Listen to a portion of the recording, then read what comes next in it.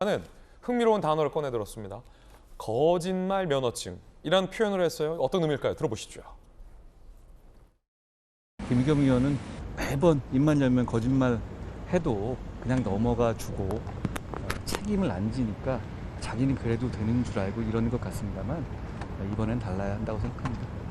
저는 청담동이라는 데 10년 내에 가본 적이 없어요. 관련해서 혹시 후속 조치나 이런 거는 좀 어제 뭐 고발 얘기도 뭐 조금 나왔던 것 같은데. 그분이 자기는 거짓말 해도 되는 면허증을 가진 것인 양 행동하잖아요. 거짓말을 하더라도 아무 일 없이 대충 넘어가 주니까 그런 것 같습니다. 이번엔 그러면 안 될 것 같습니다. 이번엔 그러면 안 될 것 같다. 가만두지 않겠다라는 얘기입니다. 전용기 의원은 원내 부대표입니다. 제가 수석을 붙여버렸네요. 언젠간 승진하겠지. 그렇죠? 언젠간 승진하겠죠. 자,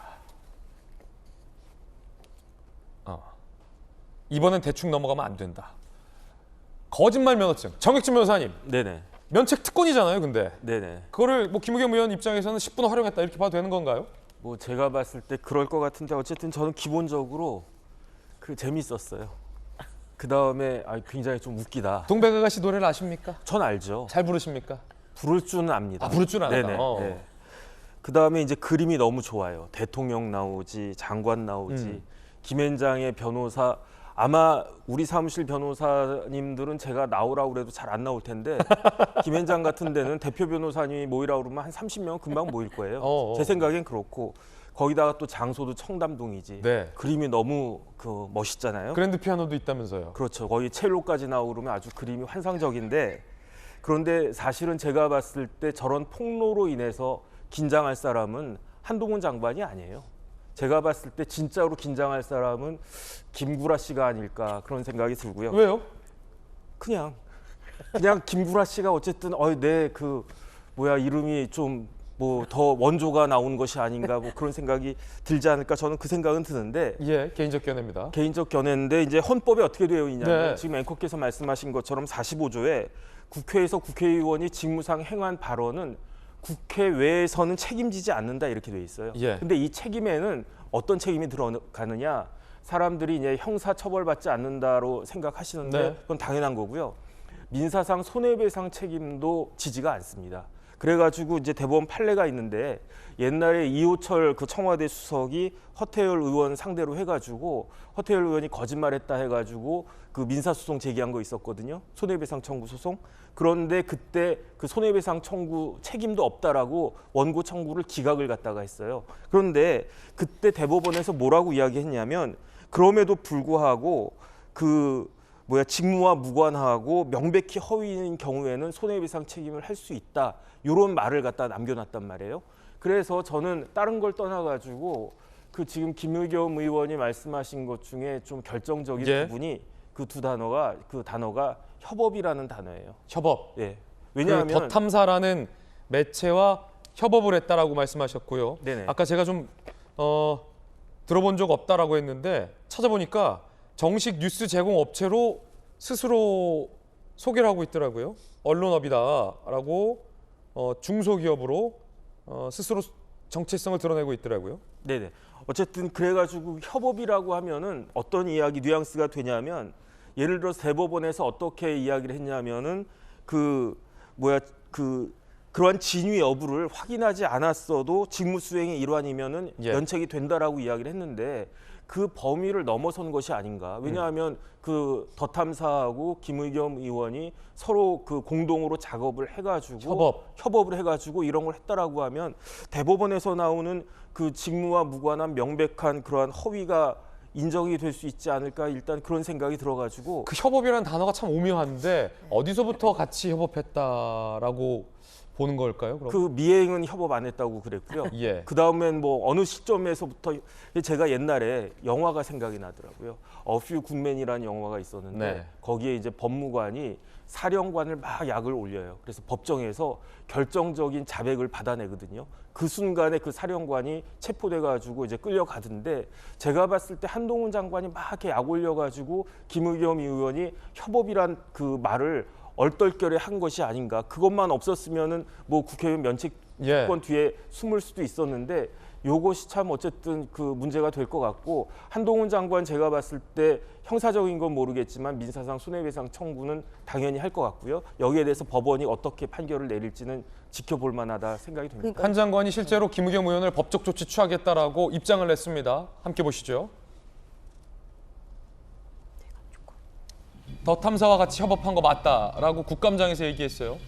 한동훈 장관, 명백한 허위사실 유포한 더 탐사 및 관계자들과 협업했다라고 스스로 인정한 김의겸 의원에 대해서 민형사상 법적 책임 묻겠다라고 얘기했습니다. 그러니까 뭐냐면 이제 두 가지 포인트인데요. 이 국감장에서의 발언 자체에 대해서 민형사상 책임도 물론 뭐 물을 여지가 있지만 이제 이것은 좀 그 판례가 그 의원의 국회의원의 그 면책 특권을 좀 폭넓게 이제 인정을 하기 때문에 좀 그거는 인정이 될지는 좀 봐야 될 것 같습니다. 예. 그런데 다른 건 뭐냐면 더 탐사의 보도가 됐잖아요. 네. 이 내용이 더 탐사의 보도가 됐거든요.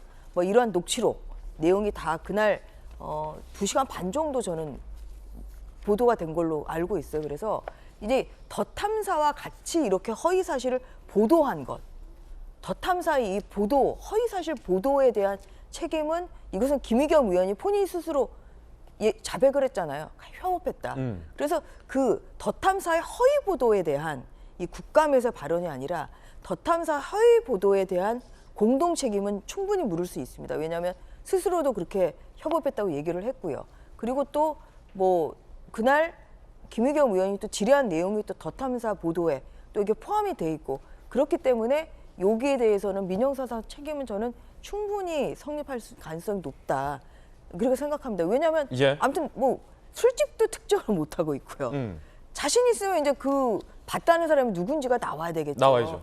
그리고 그날 윤석열 대통령은 그날 그 보면 10시 45분, 밤 10시 45분에 그냥 퇴근, 집으로 들어가셨다는 거거든요. 아, 그날 저 김의겸 의원이 제기했던 네. 동백아가씨를 밤새 놀았다던 네, 그날 대통령은 10시 45분에 45분에 집에 네, 그 퇴근하셨다. 보고서가 있어요. 여기 보면 이 새 희망 결사단이라는 데가 있는데 근데 백은종 그 서울에 소개 백은종 씨가 이제 그 대통령 집 앞에서 이제 1인 시를 하고 있어서 뭐 그런 이제 감시 차원에서 매일매일 그 앞에서 또 그 이런 이제 동태를 살피는 좀 그런 단체인 것 같은데 거기에서 작성한 이 보고서에 따르면 7월 19일 지금 김의겸 의원이 얘기한 게 올 7월 19일이거든요.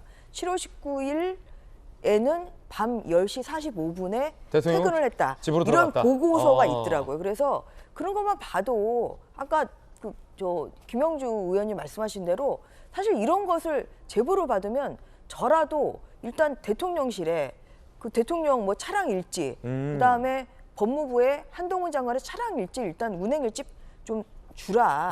그래야 최소한의 확인은 하거든요. 근데 이게 아무런 이제 작업 이런 확인 작업 없이 했다는 것 자체가 이것은 저는 책임을 피할 수는 없다고 생각합니다. 7월 19일 그날 대통령은 10시 45분에 자택으로 퇴근하셨다라는 내용의 보고서가 있다.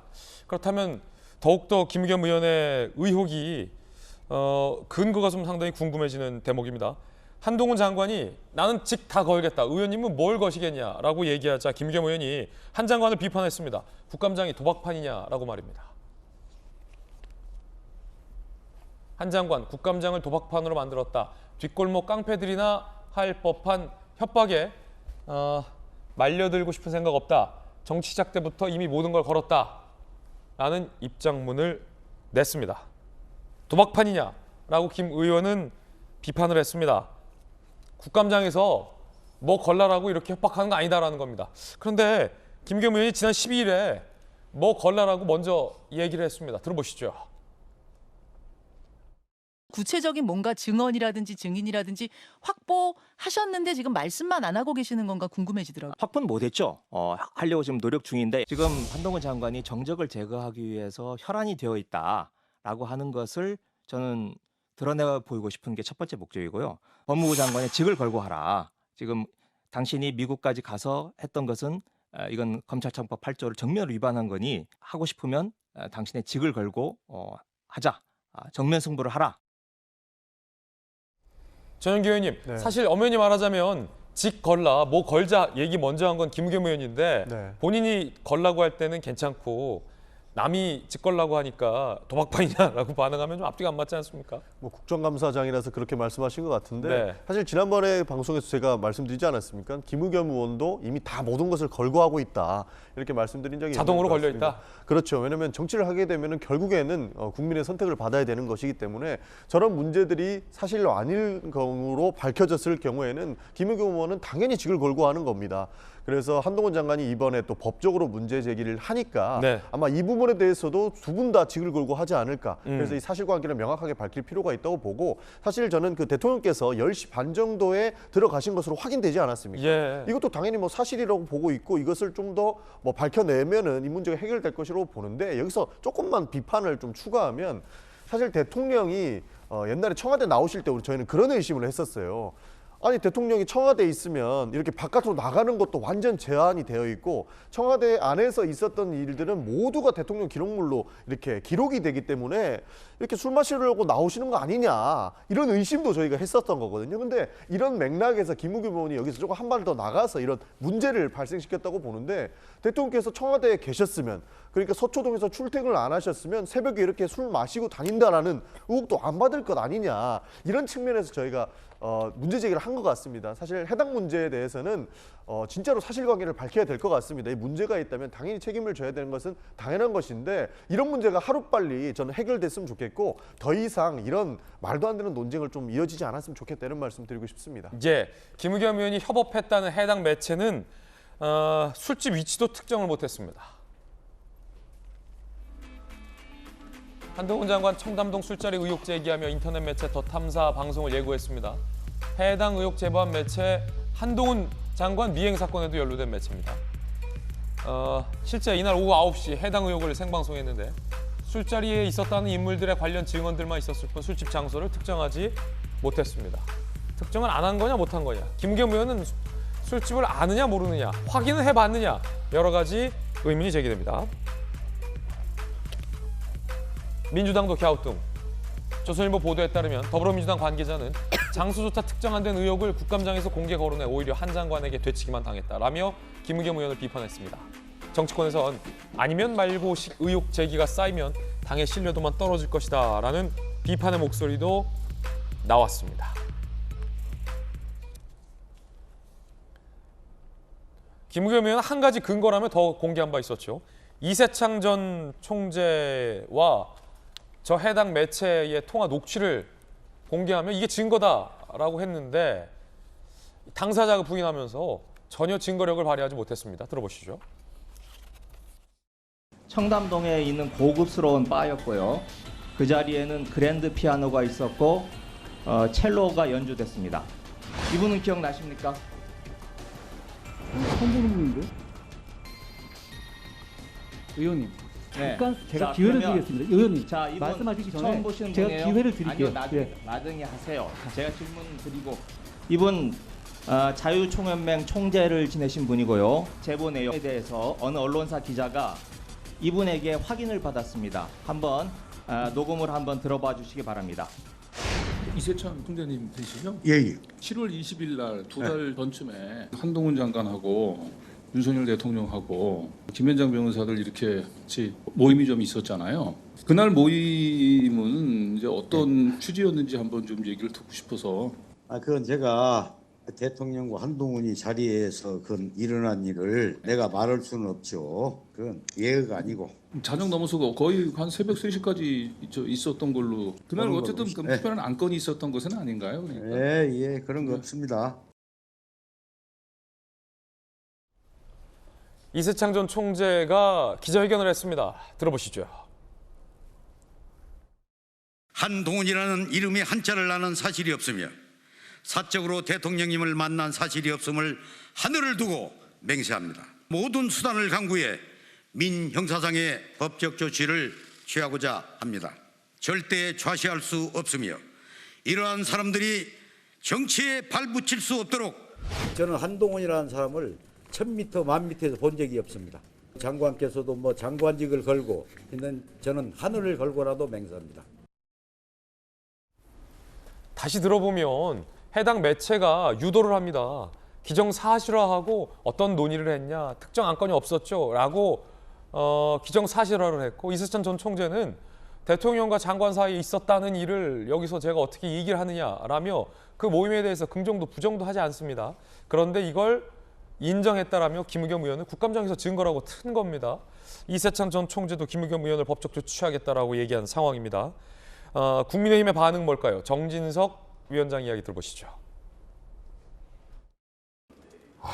정말 대한민국의 국회 수준을 이렇게 삼류로 떨어뜨리는 일을 보여준 거 아니겠습니까?